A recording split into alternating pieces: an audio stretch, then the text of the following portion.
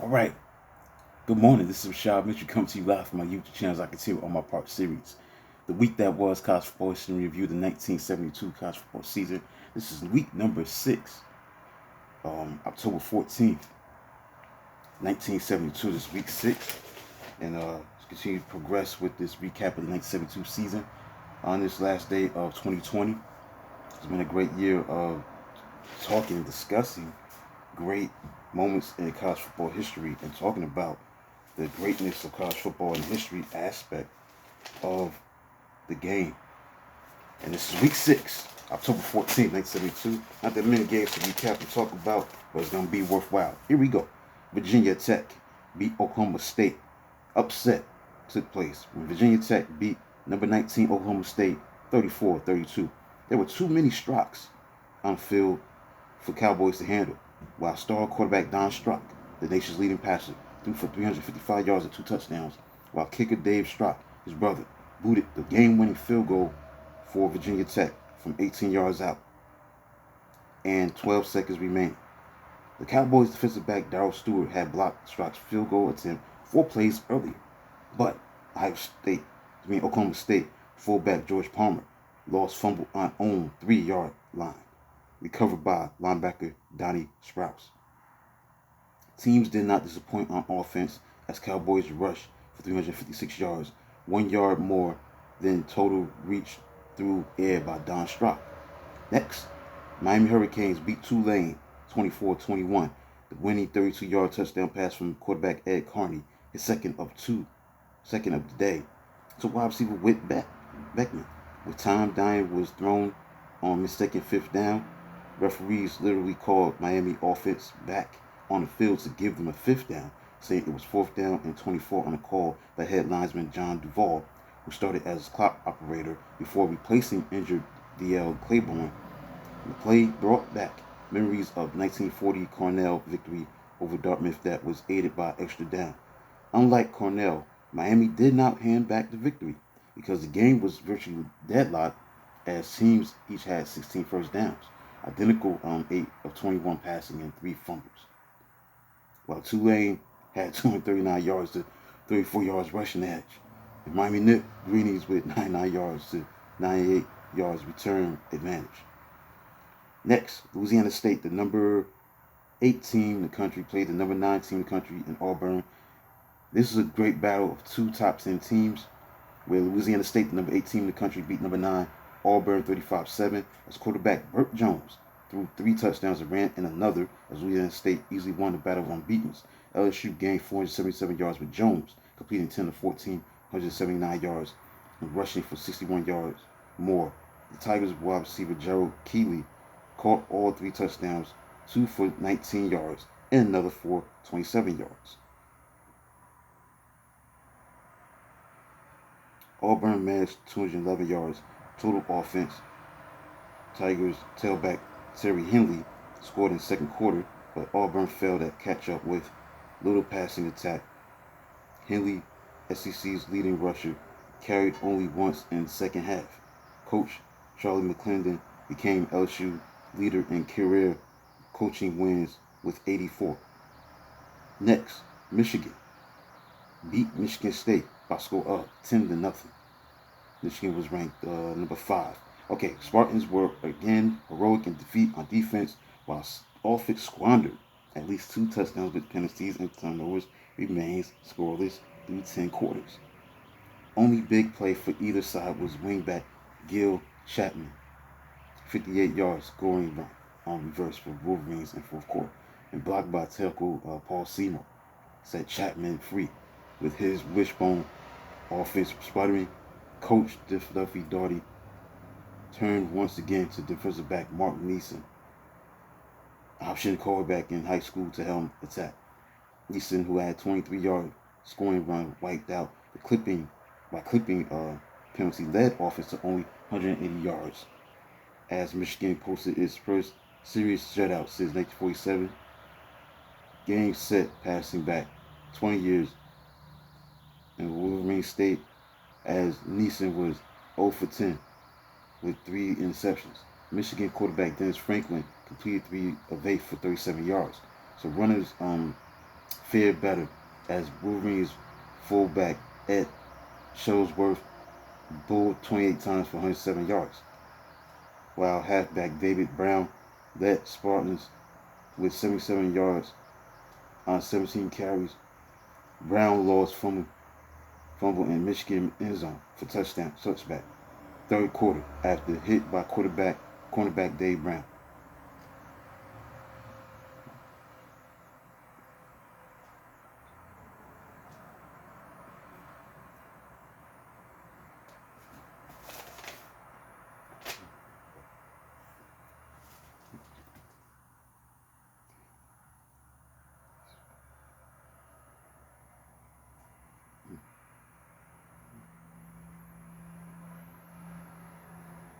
Ohio State beat number four.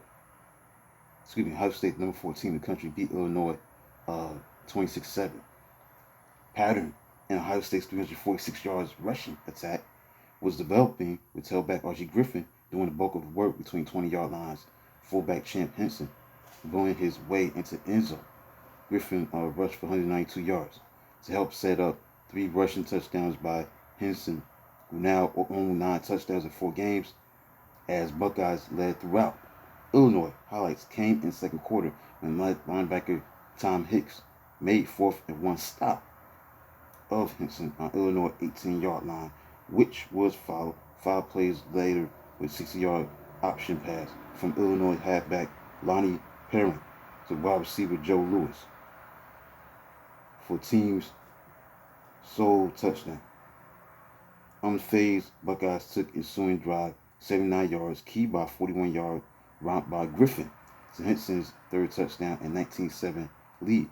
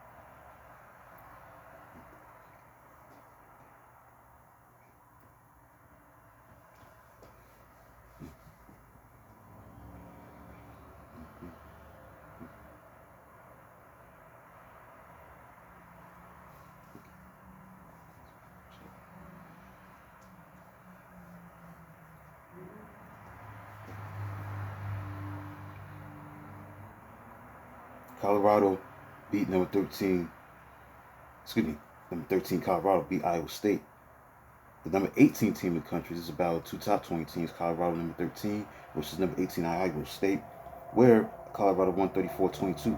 Buffaloes never looked back after early 78-yard punt return for a touchdown by wide receiver Steve Haggerty and 5-yard touchdown run by tailback Charlie Davis, who rushed for 135 yards and 2 touchdowns. So Haggerty also caught 41-yard touchdown pass from quarterback Ken Johnson, while kicker Fred Lima kicked conference record 57-yard field goal. Baffled Cyclones rushed for 3 touchdowns, including 2 by tailback Mike Strahan, but fell victims to their own 5 turnovers, 121 yards and penalties, season-ending injury to defensive back Matt Blair.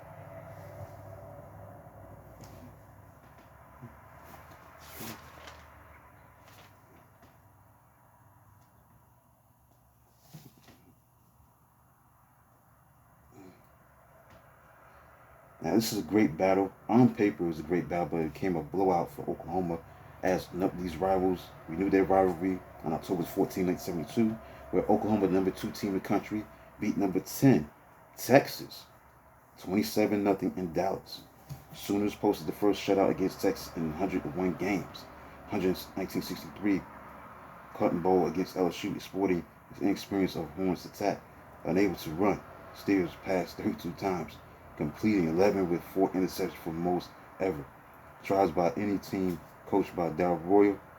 Sooners defense posted their own touchdowns by defensive tackles Lucius Selman and Derlin Moore. Texas was effective on defense, holding Sooners' powerful rushing attack to 245 yards, 253 yards below average. Somewhat later in 1976, Royal accused OU of spying on his practices for this game, but his suspension centering on third down quick kick by Texas quarterback Allen Lowry that was blocked by Moore and recovered by Selman in easy end zone for a key third quarter touchdown. Oklahoma assistant coach Larry Lacewell later unconfirmed truth of espionage charge. Arkansas, number 20 team in the country, beat Baylor 31-20. With help from Baylor's sideline, the Hogs opened 21-0 third quarter lead as Bears coach Grant Teeth was tipping plays. He was signaling to the quarterback. Once Bears realized their problematic revelations, they scored 20 of next 27 points. Boosted by defensive end Roger Gorby's two punts, Razorbacks defense permitted 139 yards rushing, 124 yards passing, with most of Baylor's damage done in fourth quarter. Arkansas offense needed with little help in gaining 400 yards as tailback Dickie Morton rushed for 157 yards and 2 touchdowns.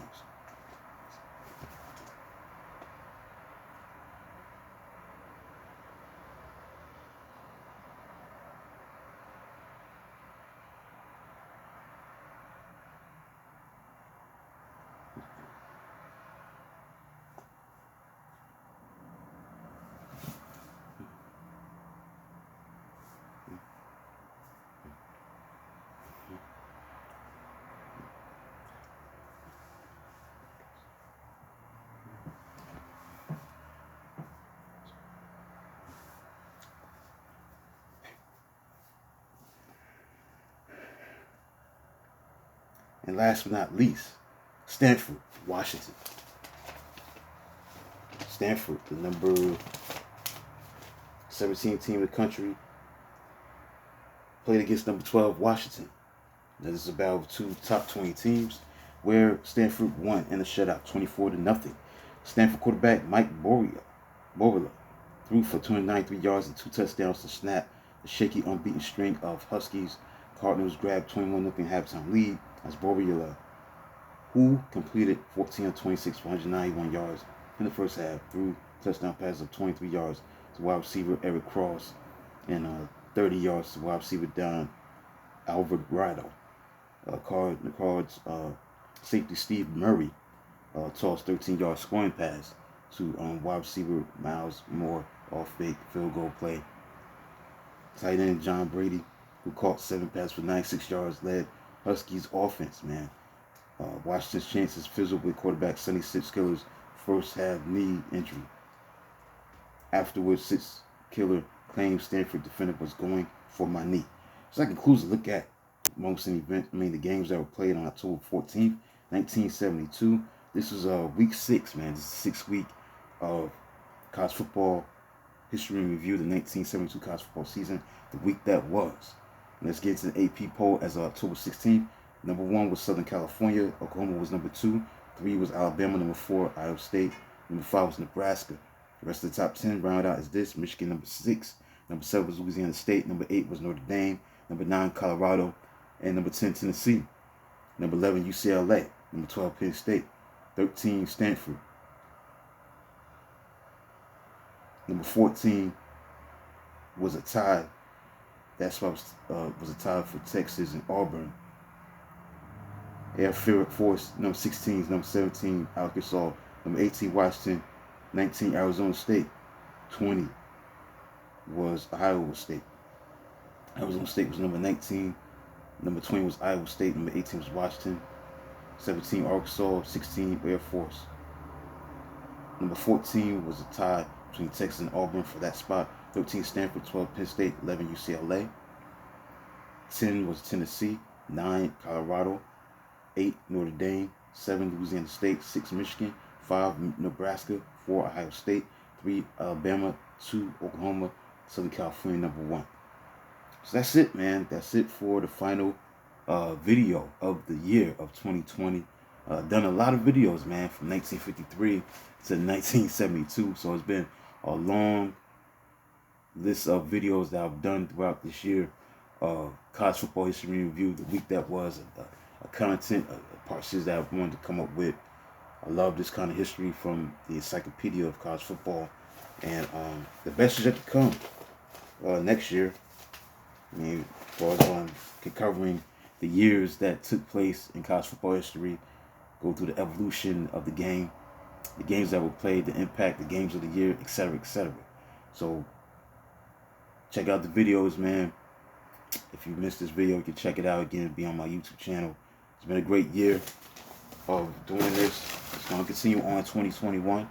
So that concludes a look at the week that was college football history review for October 14th, 1972, week 6.